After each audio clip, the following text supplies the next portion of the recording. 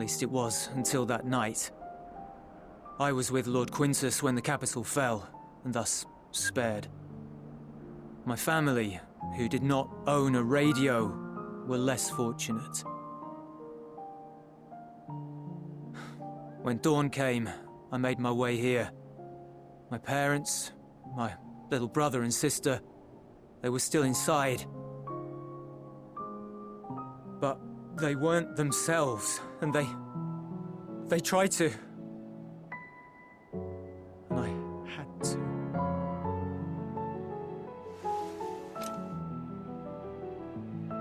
I'd promised to take them away from the capital that very morning, to somewhere safe, to hide until the fighting stopped. I promised.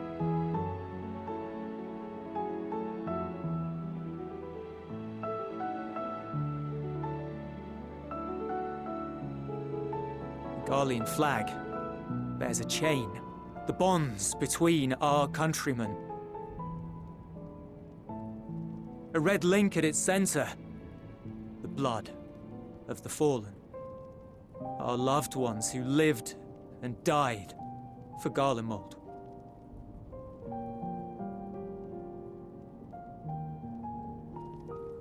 But if she too fell, who would be left to remember them and their sacrifice?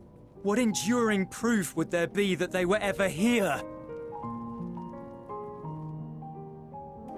If we had turned to your gods, would they have saved us?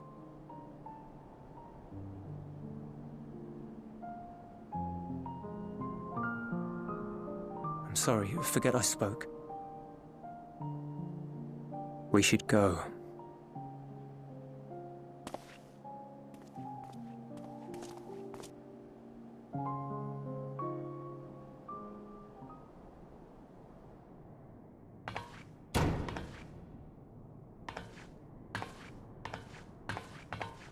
It's no use. Believe me, I do not enjoy being here any more than you. But he wanted us to play along, so that is what we will do.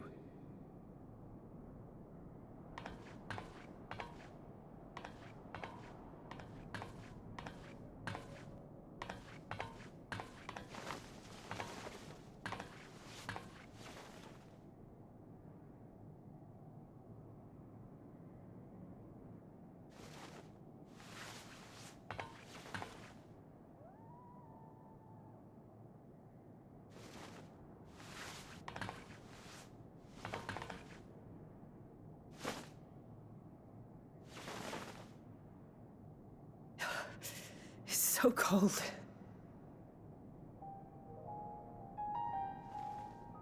Painfully so. Unbearably.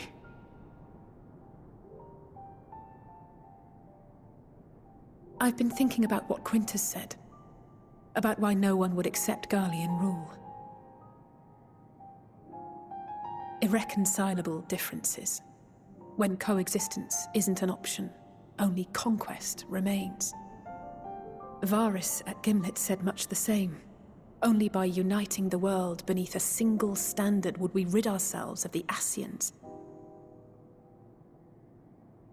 United as one people, one race cleansed of imperfections. A cold and unforgiving vision. And when we fail to live up to their standards, what place is there for us in their world?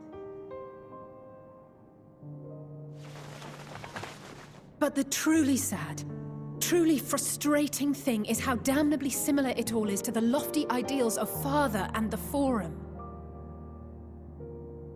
Non-intervention. Always non-intervention. Protect our knowledge and our people, and to hells with the rest of you. And yet, I can see how it happened.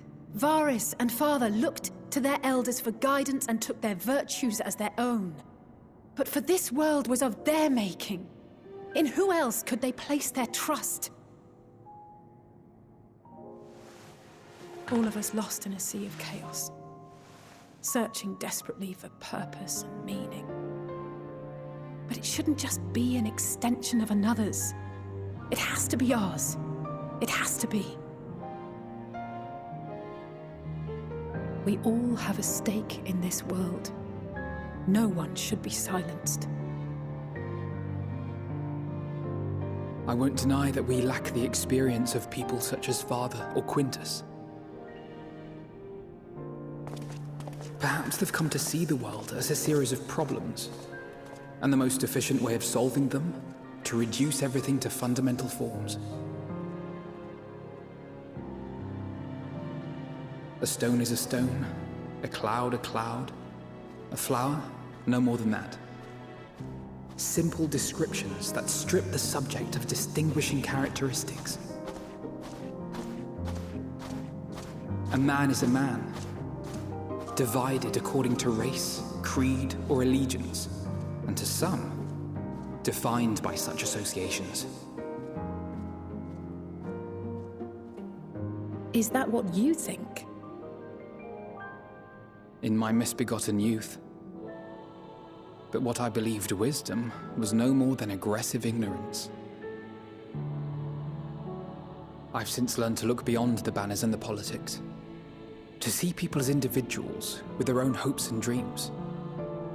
As for my dream of building a better world, well, every day I'm reminded that it is far more complex than I had ever imagined. But it only spurs me onward, to find the wisdom and the strength to see it through to the very end.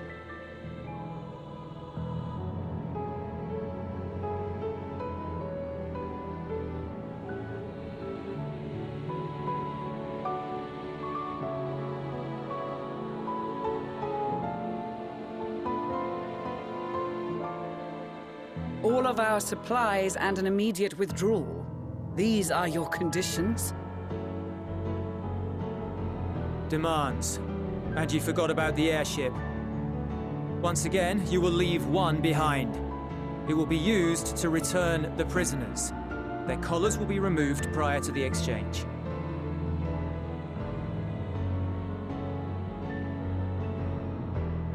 So in the end, not even Father's expertly worded rhetoric could deter you from your chosen course.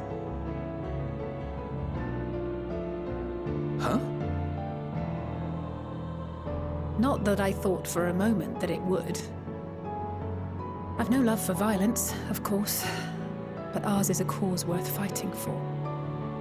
I just wish he'd realize it too.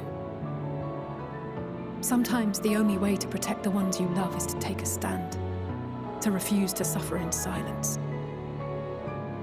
I want you to know I share your conviction. Whether it be on the battlefield or in the debating chamber, I won't back down. I guess what I'm saying is...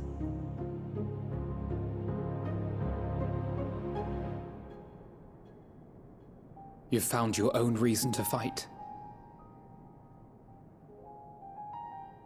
Yes. Yes, I have. God's willing, there will come a day when we can finally lay down our arms, and there will be peace. But not until the Telophoroi have been defeated once and for all. And you, brother, will have a vital part to play. By your words and deeds, you'll lead the way. I pray I am up to the task. There'll always be naysayers. Those who think us fools for even trying. It's easy for learned elites to criticize earnest efforts and assert their moral superiority, all without offering alternatives. Not that their sophistry has ever wounded you. So stubborn and strong. Stronger than you even know. Don't ever change, you hear me? If you stumble, I'll be there to catch you. Or give you a thick ear. Maybe both, for good measure.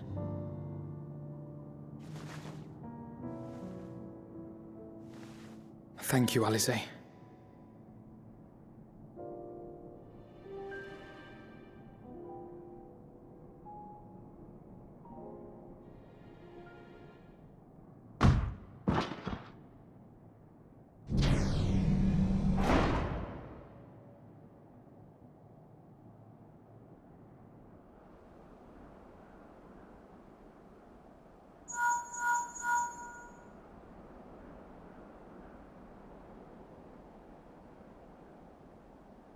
The scouts have secured Alisae and Alphinaud. Their collars were removed without complication as well. They report no casualties, not for their party nor the guards, who will wake from their premature slumber in due course.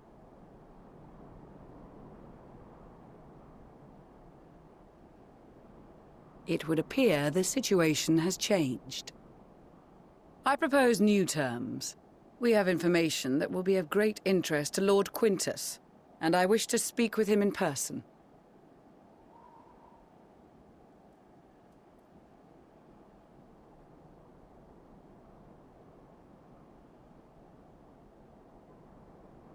No. In the event you rejected our first proposal, we came prepared with a second.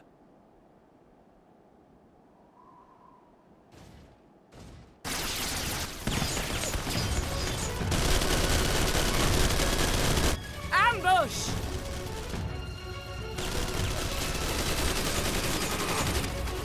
More are coming! Make ready! We, the loyal soldiers of the First Legion, proud servants of Garlemald, of the fallen Emperor Varys, shall safeguard these lands from the barbarian hordes until our countrymen return!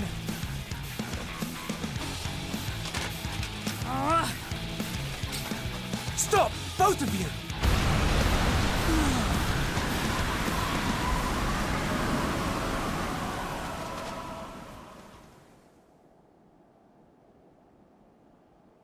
This child may be the worst emissary I have ever seen.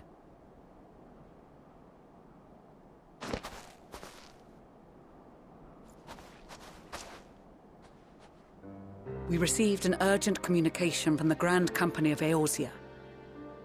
Envoys from the Imperial Army, led by members of the 10th Legion, came to Alamigo and requested an audience. They explained that their efforts to coordinate the reclamation of the capital with the aid of the 4th, 5th, 8th, and 12th had ended in failure. Communication between most legions has broken down entirely. Most of the 10th's conscripts have deserted, leaving their forces severely depleted. That is why, unable to continue the fight on their own, they and their allies turned to the Grand Company of Eorzea for aid. Lies! Every word! It is the truth, and I have not finished. The 10th has requested that we deliver a message to Lord Quintus. Have the ill stand down.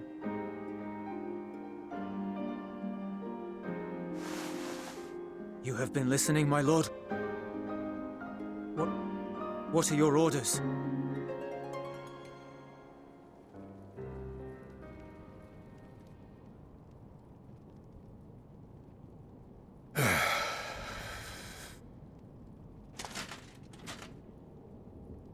Inform her that we will honor the 10th's decision.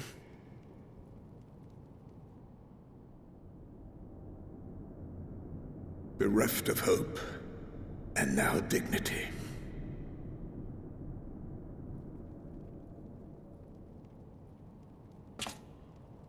I release you from your duty. All of you.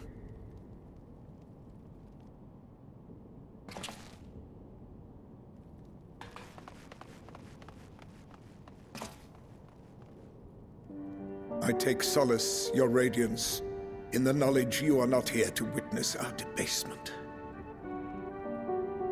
'Twas a grand, glorious dream we shared. Of a world united, of peace and prosperity.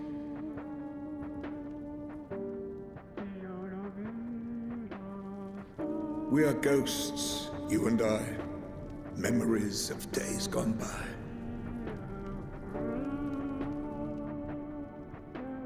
Bonds forged in blood that I will not see tarnished.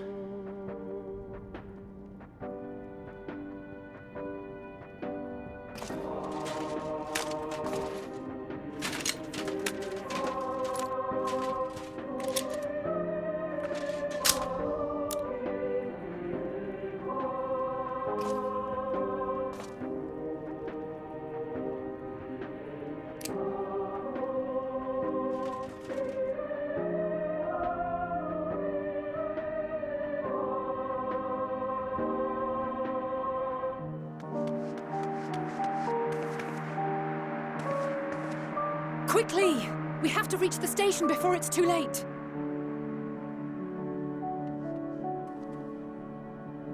If there is still a chance that Quintus will agree to a truce, we must take it.